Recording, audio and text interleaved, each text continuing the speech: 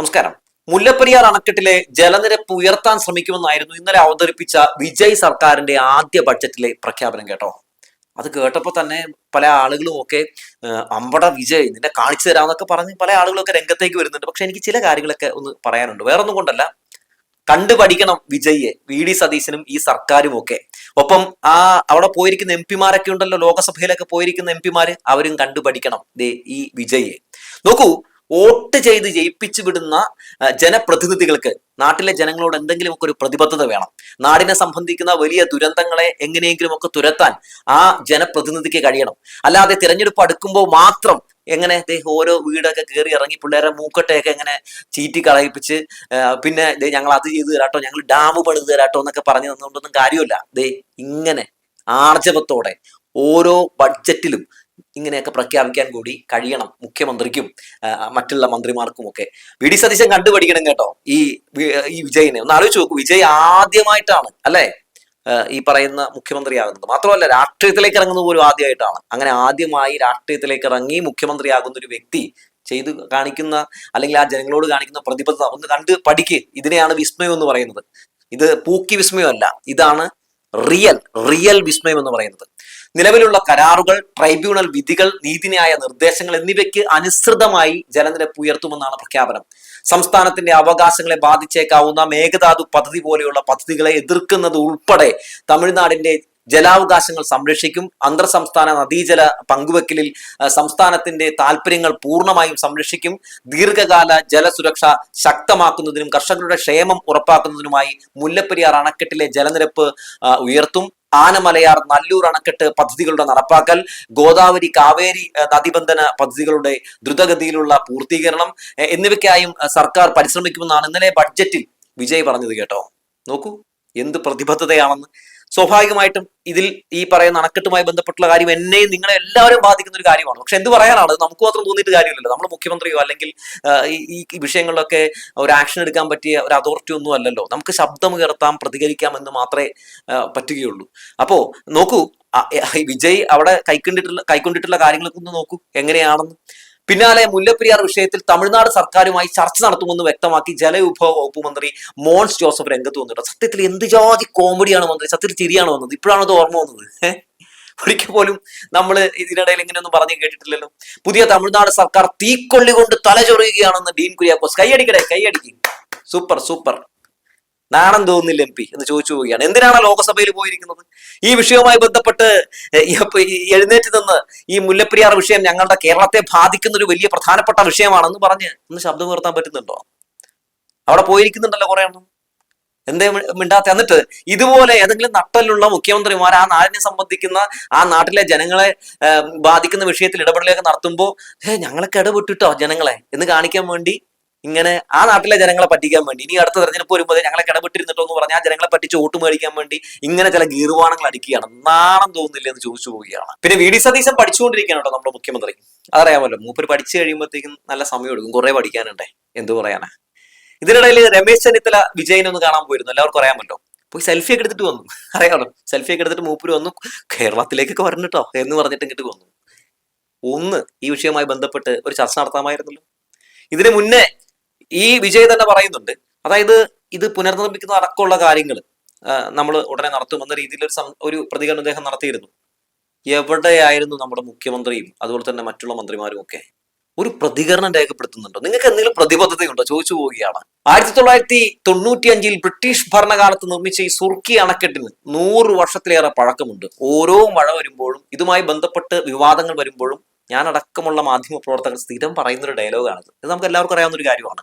Dam സ്ഥിതി ചെയ്യുന്നത് ഭൂകമ്പ സാധ്യതയുള്ള മേഖലയിലാണ്. ഡാം തകർന്നാൽ ഇടുക്കി, കോട്ടയം, എറണാകുളം, ആലപ്പുഴ, പത്തനംതിട്ട എന്നീ 5 ജില്ലകളിലെ 30 ലക്ഷത്തിലധികം ജനങ്ങളുടെ ജീവനും സ്വത്തിനും ഭീഷണിയാകും. ഇങ്ങനെ 5 ഡയലോഗുകളൊക്കെ പറഞ്ഞ് നിങ്ങളൊക്കെ കേട്ടിട്ടുണ്ടാവും. തമിഴ്നാടിന് വെള്ളം, കേരളത്തിന് സുരക്ഷ, ഇത് തന്നെയാണ് ആവശ്യം. പക്ഷെ എന്തു പറയാനാണ്, ഇതുമായി ബന്ധപ്പെട്ട് പണിയെടുക്കാൻ നമുക്കൊരു സർക്കാരുണ്ടോ? ഇല്ല. കേരളവും തമിഴ്നാടും തമ്മിലുള്ള തർക്കം പ്രധാനമായും സുരക്ഷ, ജല ഉപയോഗം, നിയമപരമായിട്ടുള്ള കരാറുകൾ എന്നിവയുമൊക്കെയായി ബന്ധപ്പെട്ടതാണ്. ഇത് നമ്മുടെ ഭരണാധികാരികൾക്ക് എല്ലാവർക്കും അറിയാവുന്നതാണ്. ഇതൊക്കെ എല്ലാവർക്കും അറിയാവുന്ന കാര്യമാണ്. അണക്കെട്ടിലെ ജലനിരപ്പ് എത്രയെന്നതിനെ ചൊല്ലി വർഷങ്ങളായി തർക്കം നിലനിൽക്കുകയാണ്. 2014 സുപ്രീം കോടതി വിധി എന്താണ്? തമിഴ്നാടിന് ജലനിരപ്പ് 142 അടിയായി ഉയർത്താൻ സുപ്രീം കോടതി അനുമതി നൽകുകയും ചെയ്തു.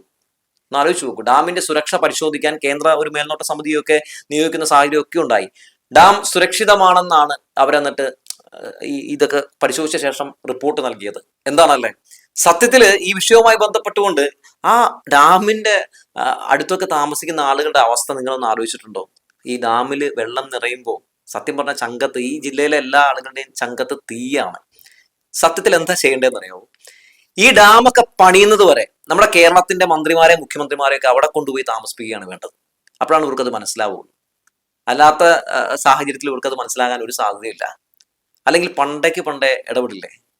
എന്തൊക്കെ വിഷയങ്ങളിൽ ഏതൊക്കെ വിഷയങ്ങൾ ഇടപെടൽ നടത്തുന്നു അല്ലേ? പക്ഷെ ഇത്തരം വിഷയങ്ങളൊന്നും ഇടപെടാൻ തയ്യാറല്ല. തമിഴ്നാട് എന്താണ് ഈ ഡാം വിഷയത്തിൽ ഉന്നയിക്കുന്ന വാദം? തേനി, മധുര, ദിണ്ടിഗൽ, ശിവഗംഗ, രാമനാഥപുരം എന്നീ 5 തെക്കൻ തമിഴ്നാട് ജില്ലകളിലെ കുടിവെള്ളത്തിനും കൃഷിക്കും പ്രധാന സ്രോതസ് ഈ വെള്ളമാണ്. അതുകൊണ്ട് തന്നെ അണക്കെട്ടിന് ആവശ്യമായ അറ്റകുറ്റപ്പണികളും ബലപ്പെടുത്തലുകളും നടത്തിയിട്ടുണ്ടെന്നും ഡാം സുരക്ഷിതമാണെന്നും ഒക്കെയാണ് തമിഴ്നാട് വാദിക്കുന്നത്. ജലനിരപ്പ് 142 അടിയിൽ നിന്ന് 152 അടിയായി ഉയർത്തണം എന്നതാണ് അവരുടെ വാദം. ഇത് നടപ്പാക്കാനാണ് ഇപ്പോൾ വിജയ് പോകുന്നത്. നിസ്സാരമായിട്ടുള്ള കാര്യമാണോ? ഒരു വലിയ കാര്യം തന്നെയാണ്. എന്നെ നിങ്ങളെ ഒക്കെ ബാധിക്കുന്ന വളരെ വളരെ എന്താ പറയാ അപകടകരമായിട്ടുള്ള ഒരു വലിയ ഒരു പ്രശ്നം തന്നെയാണിത്. പക്ഷേ എന്ത് പറയാനാണ് ഇത്? നമ്മളിങ്ങനെ ഇരുന്നിട്ട് ഒരു റൂമിലിരുന്ന് അല്ലെങ്കിൽ ഒരു ചാനലിൽ ഇരുന്ന് ഇങ്ങനെ പറഞ്ഞുകൊണ്ടായില്ലല്ലോ. നമ്മുടെ മന്ത്രിക്കും മുഖ്യമന്ത്രിക്കും MP-മാർക്കും ഒക്കെ തോന്നണ്ടേ? മഴ അടുക്കുമ്പോൾ മാധ്യമങ്ങളിൽ വാർത്ത വന്ന് ഇങ്ങനെ നിറയുമ്പോൾ ഇടപെടും, ഉടനെ ഇടപെടും, ലോക്സഭയിൽ ഇത് ഉന്നയിക്കും എന്നൊക്കെ പറയാമെന്നതിനപ്പുറത്തേക്ക് വല്ല ഗുണമുണ്ടോ ചോദിച്ചു പോവുകയാണ്. കേരളത്തിന്റെ ഈ ഒരു ഏറ്റവും പ്രധാനപ്പെട്ട ഈ വിഷയത്തിൽ എന്തുകൊണ്ടാകും ഈ സർക്കാരുകൾക്ക് ഇടപെടൽ നടത്താൻ കഴിയാതെ പോകുന്നത്? നോക്കൂ, ഇന്നലെ വന്ന വിജയ് ഇത്തരത്തിലുള്ള പ്രഖ്യാപനങ്ങൾ നടത്തുന്നു. നല്ല പാരമ്പര്യമുള്ള വർഷങ്ങളായിട്ട് രാഷ്ട്രീയത്തിൽ ഇറങ്ങി പ്രവർത്തിക്കുന്ന ഇവർക്കൊന്നും എന്തുകൊണ്ട് ഇത് ചെയ്യാൻ കഴിയുന്നില്ല? എന്തുകൊണ്ട് ചെയ്യാൻ കഴിയുന്നില്ല? ഒരു പ്രധാനപ്പെട്ട ചോദ്യം തന്നെയല്ലേ അത്? എന്തിനാ ലോക്സഭാ പ്രതിപക്ഷ നേതാവ് രാഹുൽ ഗാന്ധിക്ക് പോലും ഈ വിഷയവുമായി ബന്ധപ്പെട്ട് പ്രതികരിക്കാൻ സമയമില്ലെന്നേ? എന്താണ്, എത്ര ലക്ഷം ആളുകളെ ബാധിക്കുന്ന ഒരു സംഭവമാണ്. മഴ കനക്കുമ്പോൾ സത്യത്തിൽ ഈ ഡാമിന്റെ സമീപത്തും ഈ പറഞ്ഞ 5 ജില്ലകളിൽ താമസിക്കുന്ന ആളുകളുടെ ഒക്കെ ചങ്കത്ത് തീയാണ്. ഈ കൈമുറിഞ്ഞതിന്റെ വേദന അറിയൂ എന്ന് പറയുന്നത് പോലെ സത്യത്തില് ഈ സർക്കാരിന് ഇവർക്കൊക്കെ ഉള്ള ഒരു പ്രിവിലേജ് എന്താണെന്ന് അറിയാം. അല്ലെങ്കിൽ ഇവരൊക്കെ എന്ത് ഈ വിഷയത്തിൽ ഇടപെടാത്തെന്ന് അറിയാം. ഇവരൊക്കെ മറ്റേ തിരുവനന്തപുരത്തല്ലേ? ഇത് പൊട്ടിയ തിരുവനന്തപുരത്തേക്ക് ചെല്ലുവോന്നേ? ഇല്ല. അവരൊക്കെ നമ്മുടെ പൈസക്ക് നികുതി പണത്തില് ഇങ്ങനെ സുഖിച്ച് ജീവിക്കുകയല്ലേ. AC കാറ്, അമ്മായിപ്പനെ കാണാൻ പോവാൻ ഹെലികോപ്റ്റർ, അങ്ങനെ എന്തൊക്കെ അടിപൊളി സെറ്റപ്പിലാണ് നമ്മുടെ ഈ പറയുന്ന നമ്മുടെ സർവന്റുമാർ ജീവിക്കുന്നത്. സോ അവർക്ക് ഇതുകൊണ്ട് ഈ പറയുന്ന വിഷയമൊക്കെ വലിയൊരു കാര്യമായിട്ട് തോന്നാൻ ഒരു സാധ്യതയുമില്ല. അങ്ങനെ ആയിരുന്നുവെങ്കിൽ ഒരു ഇടപെടൽ നടത്തുമായിരുന്നു അല്ലെ? ഇത്രയും വർഷമായിട്ട് ചർച്ച ചെയ്യുന്ന ഒരു വിഷയത്തിൽ ഇവർക്കൊന്നും ഇടപെടാൻ കഴിയുന്നില്ലെങ്കിൽ ഇവരൊക്കെ പരാജിതരാണ്, ഇവരൊക്കെ പരാജയപ്പെട്ടവരാണ് എന്നാണ് എനിക്ക് പറയാനുള്ളത്. ഒരു രീതിയിലും ആ വിഷയവുമായി ബന്ധപ്പെട്ടുകൊണ്ട് നല്ലൊരു ഇടപെടൽ നടത്താൻ കഴിഞ്ഞിട്ടില്ലെങ്കിൽ വേറെ വല്ല പണിക്ക് പോടോ എന്നാണ് അവരോടൊക്കെ പറയാനുള്ളത്. ഇത്രയധികം ജനങ്ങൾ ഒരുമിച്ച് ശബ്ദമുയർത്തുമ്പോഴും ഈ വിഷയത്തിൽ കേരളത്തിന് ഒരു രീതിയിലും ആശങ്കയില്ലാത്തൊരു സാഹചര്യം ഉണ്ടാകണമെന്ന രീതിയിൽ ആളുകൾ ഒരേ സ്വരത്തിൽ പറയുമ്പോഴും ഈ വിഷയത്തിൽ ആശങ്ക അകറ്റിക്കൊണ്ട് കേരളത്തിന്റെ ഈ ഒരു മഹാദുരന്തത്തെ അകറ്റാൻ ഇവർക്ക് കഴിയുന്നില്ലെങ്കിൽ, അല്ലെങ്കിൽ അതിൽ വലിയൊരു പരിഹാരം കാണാൻ കഴിയുന്നില്ലെങ്കിൽ സത്യത്തില് നിങ്ങളൊക്കെ വേറെ വല്ല പണിക്ക് പോകും എന്നാണ് പറയാനുള്ളത്. നിങ്ങളൊക്കെ രാഷ്ട്രീയ പ്രവർത്തനം നടത്തുന്നത് കീശ വീർപ്പിക്കാനാണോ എന്ന് പോലും ജനങ്ങൾ സംശയിച്ചാൽ തെറ്റു പറയാൻ കഴിയില്ല എന്നുള്ളതാണ്. എന്തായാലും ഈ ഡാം വിഷയവുമായി ബന്ധപ്പെട്ടുകൊണ്ട് വിജയ് സർക്കാരിനെ നമ്മൾ വിമർശിക്കുമ്പോഴും മനസ്സിലാക്കേണ്ട ഒരു കാര്യമുണ്ട്. നട്ടലുള്ള നിലപാടെടുക്കാൻ ഇവിടെ ഒരു മുഖ്യമന്ത്രി വേണം, നട്ടലുള്ള നിലപാടെടുക്കാൻ ഇവിടെ ഒരു സർക്കാർ വേണം. ഇത് എന്നെ നിങ്ങളെ ബാധിക്കുന്ന ഒരു സംഭവമാണ്. അത് നമുക്ക് മാത്രം തോന്നിയുകൊണ്ട് കാര്യമില്ല എന്ന് പറഞ്ഞു വെച്ചുകൊണ്ട് നിർത്തുകയാണ്.